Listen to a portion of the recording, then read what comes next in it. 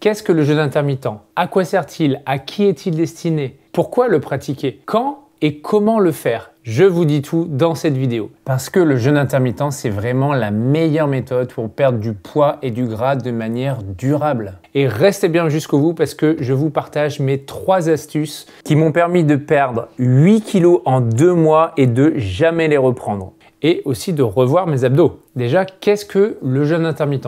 Eh bien, en fait, c'est une abstinence volontaire de nourriture. C'est-à-dire qu'on prend une décision réelle de ne pas manger. Pour diverses raisons, que ce soit spirituel, religieux, pour la santé, pour la perte de poids. Et cela pendant une période plus ou moins longue. Donc vraiment, le jeûne, ce n'est pas de la famine. C'est pas du tout la même chose. La famine, elle, est involontaire. On ne mange pas parce qu'on n'a pas de nourriture. Donc c'est vraiment totalement différent du jeûne qui est un choix conscient et volontaire. Et dans le jeûne, on garde le contrôle du début à la fin. Et ça, c'est vraiment crucial. Maintenant, qu'est-ce que le jeûne intermittent par rapport au jeûne? On va dire que c'est pas le même objectif. Le jeûne intermittent, c'est une pratique qu'on fait quotidiennement et qui consiste à allonger sa durée de jeûne de plusieurs heures. C'est déjà quelque chose que vous faites au quotidien lorsque vous arrêtez de manger le soir, par exemple vers 20h, 21h, et que vous reprenez le lendemain matin vers 6h, 7h, 8h. Vous avez déjà une dizaine d'heures de jeûne. Le jeûne intermittent consiste simplement à allonger cette période pour aller idéalement jusqu'à 16 heures de jeûne. C'est ce qu'on appelle le jeûne 16-8, 16 heures de jeûne, 8 heures d'alimentation. Donc concrètement, vous allez enlever un repas, soit le repas du matin, le petit déjeuner, soit le repas du soir, pour avoir cette période de 16 heures sans manger. Et 16 heures, c'est, on va dire, le minimum que pratiquent la plupart des gens, mais ça peut être plus. Ça peut être allongé jusque 24 heures, 36 heures, 48 heures. Au-delà de 48 heures, là, on parle de jeûne prolongé, de jeûne de plusieurs jours. Et là, ce n'est pas la même optique, ce n'est pas le même objectif, et ça, on en reparle juste après. Donc le jeûne intermittent, c'est vraiment quelque chose qui est répétitif dans la durée. Alors que le jeûne, lui, se fait une seule fois,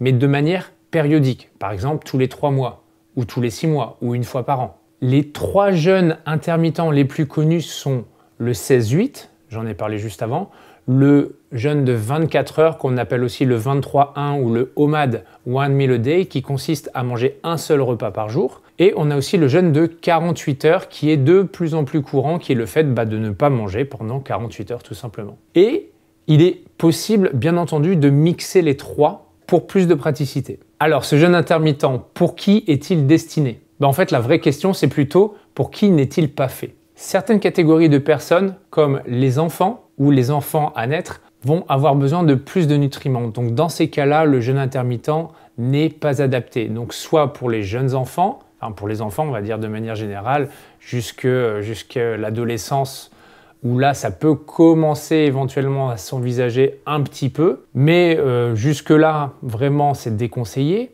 Pareil pour les femmes qui sont enceintes, qui ont besoin d'avoir toutes les forces et tous les nutriments dont leur bébé a besoin. Pareil pour les femmes qui allaitent, qui ont besoin d'avoir un lait qui soit riche et qui soit bon pour le bébé. Et bien évidemment, ce n'est pas adapté pour les personnes qui sont dénutries ou qui sont en sous-poids. Elles ont vraiment besoin de manger régulièrement et de manger plus. Pour les personnes qui prennent des médicaments, là, c'est toujours bien d'avoir l'avis de son médecin, s'il connaît le jeûne intermittent, bien entendu, pour savoir si c'est possible de ne pas manger en même temps que la prise des médicaments. Parce que ça dépend vraiment du type de médicament. Pour les personnes diabétiques de type 2, le jeûne intermittent peut être vraiment très utile, mais là encore, c'est bien de faire appel à son médecin pour adapter au fur et à mesure les médicaments qui sont pris au quotidien. Et enfin, les cas dans lesquels le jeûne intermittent n'est pas forcément toujours conseillé, et là encore l'avis du médecin est important selon moi, ce sont les cas du trouble du comportement alimentaire comme l'anorexie, la boulimie, où le fait de se priver de nourriture peut être mal vécu. Donc vraiment y aller avec prudence. À l'exception de tous les cas que je viens de mentionner, le jeûne de manière générale est quelque chose qui est tout à fait faisable par tout le monde. Et c'est même conseillé, notre corps en a besoin, notre corps a besoin de se nettoyer et d'avoir de la vacuité pour pouvoir remplir l'ensemble de ses fonctions physiologiques. Dans le règne animal, par exemple, il y a beaucoup d'animaux qui ne mangent pas pendant plusieurs jours. C'est le cas notamment des félins qui peuvent manger tous les 2, 3, 4 jours sans problème. Alors pourquoi jeûner? Pourquoi pratiquer ce jeûne intermittent?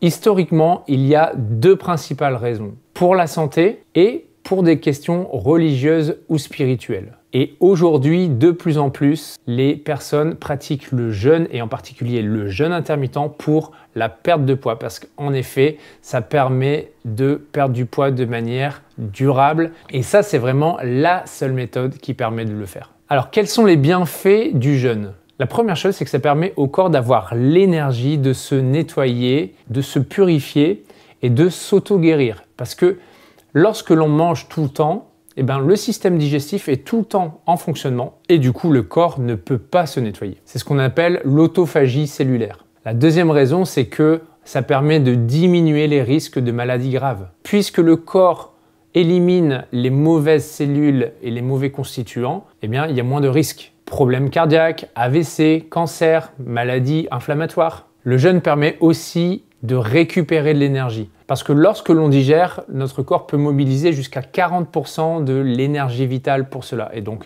quand on jeûne, on récupère cette énergie. Le jeûne permet aussi de se sentir de meilleure humeur. Parce que lorsque on laisse le corps se nettoyer, il nettoie ce qu'on appelle nos humeurs, qui sont tous nos liquides à l'intérieur du corps. Et il y a un bienfait réel pour la santé mentale et la santé émotionnelle. D'ailleurs, la principale raison de faire un jeûne ou une détox, c'est de venir nettoyer et purifier et désenflammer les intestins qui sont notre deuxième cerveau. Et lorsqu'on a les intestins qui sont nettoyés, on a littéralement plus de clarté mentale et une meilleure santé émotionnelle. Le jeûne permet aussi d'avoir une meilleure concentration. Beaucoup de personnes disent avoir retrouvé un excellent sommeil grâce à ça. Et le jeûne permet de perdre du poids à travers 3 mécanismes. Le premier, c'est la combustion des graisses, la lipolyse, qui ne peut être faite que lorsque le niveau d'insuline est bas, c'est-à-dire après plusieurs heures de jeûne.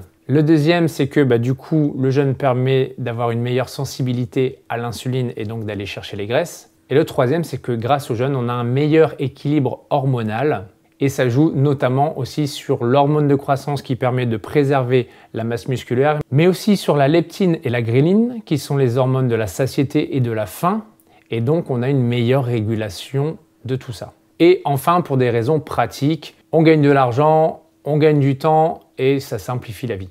Alors maintenant, quand faire le jeûne intermittent et comment le faire? Alors dans l'idéal, ce serait de faire le jeûne intermittent dès qu'on le ressent, c'est-à-dire vraiment écouter son corps. Mais quand on commence, souvent avant, on mangeait toute la journée et donc on est déconnecté de nos signaux de faim et de satiété. Donc c'est bien de, quelque part au départ, avoir une routine pour commencer, pour après pouvoir être capable d'écouter les besoins du corps. Et aussi, ça va dépendre de l'objectif. Donc si vous êtes plus dans une optique de santé et de venir permettre au corps de se nettoyer, vous allez pouvoir faire un jeûne de plusieurs jours ou ce qu'on appelle aussi une cure détox ou cure de détoxification. Donc ça, c'est bien de le faire au minimum une fois par an, mais idéalement une fois par trimestre à chaque changement de saison. Et ce qui est bien, c'est qu'on n'a pas forcément besoin d'être dans un jeûne complet. Donc forcément, la méthode ultime qui est l'idéal pour permettre au corps de se régénérer, c'est le jeûne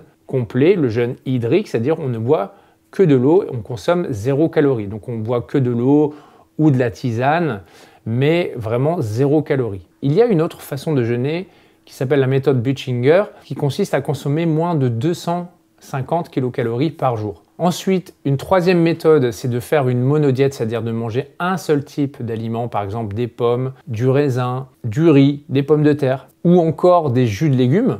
Et enfin, la dernière méthode que moi je pratique le plus souvent avec mes clients et qui est la plus abordable pour commencer, c'est la dissociation alimentaire, c'est-à-dire qu'on va s'alimenter d'une certaine façon en combinant les aliments d'une certaine façon pour reposer le système digestif et faire en sorte que la digestion se fasse le plus rapidement possible. En revanche, si votre objectif c'est plutôt de perdre du poids, dans ce cas-là, je vais plutôt vous orienter vers le jeûne intermittent, c'est-à-dire une pratique régulière du jeûne chaque jour. Alors, vous pouvez pratiquer le jeûne intermittent tous les jours, ou 5 fois par semaine, ou 1, 2, 3 fois par semaine. Et là encore, ça dépend de votre objectif. Si vous voulez perdre du poids, on va dire au moins 10 kilos, 10, 15, 20, 30 kilos, là, je vous recommande de faire le jeûne intermittent tous les jours jusqu'à avoir atteint votre objectif. Si vous voulez perdre, on va dire, moins de 5 kilos et c'est pour votre santé, dans ce cas-là, vous pouvez vous permettre de ne pas le faire tous les jours, par exemple 4 à 5 fois par semaine. Si c'est exclusivement pour votre santé, là, vous pouvez le faire un jour sur deux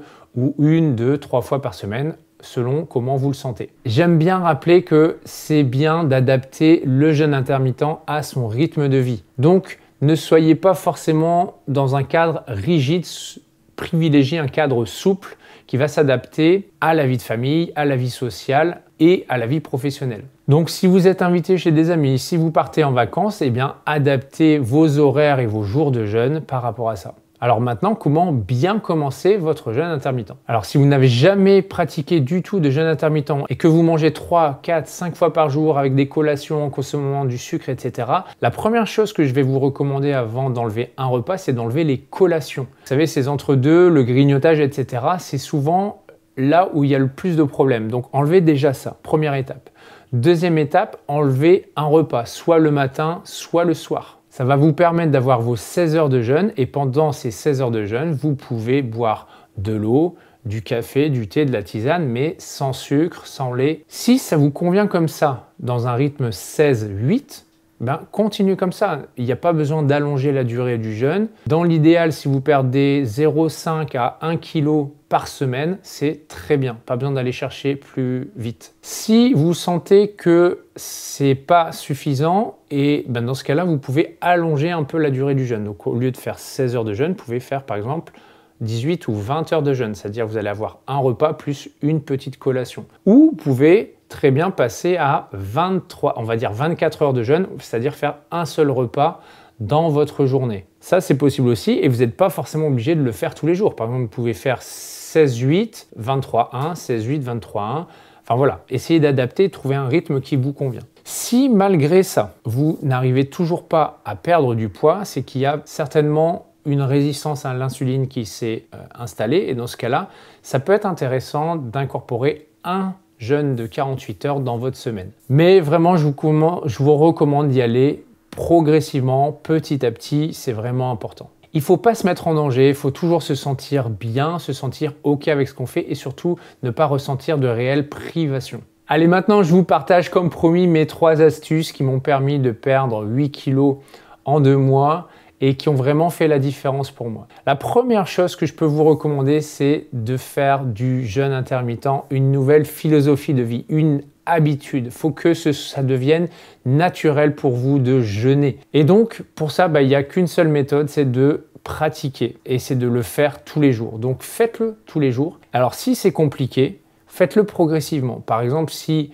vous voulez enlever le petit déjeuner et que c'est vraiment trop compliqué d'enlever le petit déjeuner, dans ce cas-là, au lieu de prendre votre petit déjeuner à 7 heures, demain, prenez-le à 8 heures. Si à 8 heures, c'est OK, dans ce cas-là, le lendemain, prenez-le à 9 heures. Ainsi de suite, jusqu'à faire en sorte de supprimer le petit déjeuner et d'être capable de pouvoir manger seulement à midi après avoir mangé la veille vers 20 heures. Comme ça, vous aurez vos 16 heures de jeûne. Vous allez voir, au bout d'un moment, en fait, on s'y fait. Au bout de quelques jours, l'organisme s'adapte et on n'a même plus faim le matin. Ça devient quelque chose de naturel. Le deuxième conseil que je peux vous donner, c'est la persévérance. Pratiquez le jeûne intermittent tous les jours jusqu'à avoir atteint votre objectif. Donc, si vous voulez perdre du poids, eh bien, faites-le tous les jours. Essayez pas d'enlever une journée ou 2 dans votre semaine. Vraiment, faites-le tous les jours. Et une fois que vous aurez atteint votre objectif, là, vous pourrez espacer un peu plus les jeûnes intermittents et faire plus au ressenti. Et ma troisième astuce, c'est sur la façon de manger. Souvent, on parle de qu'est-ce qu'il faut manger, comment associer les aliments, comment composer son assiette. Mais on parle très peu de la façon de manger qui est aussi importante. Il faut quasiment que ce soit un rituel, comme si c'était un peu religieux ou spirituel, vous voyez? C'est-à-dire vous êtes à table, tranquille, il n'y a pas de distraction. Vous êtes juste là pour manger. Vous avez votre assiette et vous vous concentrez dessus. Donc, ça veut dire quoi? Ça veut dire que vous prenez une bouchée pas trop grosse, vous mettez dans votre bouche, vous reposez la fourchette et vous mâchez. idéalement jusqu'à 20 fois chaque bouchée pour que ça devienne de la purée. Si vous mâchez lentement, en fait, vous allez allonger la durée du repas et donc vous allez avoir plus vite la notion de satiété et donc vous allez manger moins. Donc ça, c'est vraiment une clé hyper importante. Et il ne faut pas manger dans le stress, il ne faut pas manger à la va-vite, il ne faut pas manger en regardant son téléphone, en regardant Netflix ou quoi que ce soit. Non, il faut que ce soit un moment dédié à ça. Alors, si vous avez envie de vous lancer dans l'aventure du jeûne intermittent, je vous ai préparé une vidéo spéciale, mes 10 conseils pour commencer le jeûne intermittent de la meilleure des façons et perdre ainsi vos premiers kilos. Vous avez juste une chose à faire, vous cliquez sur le lien qui est dans la description et vous allez recevoir la vidéo dans votre boîte mail.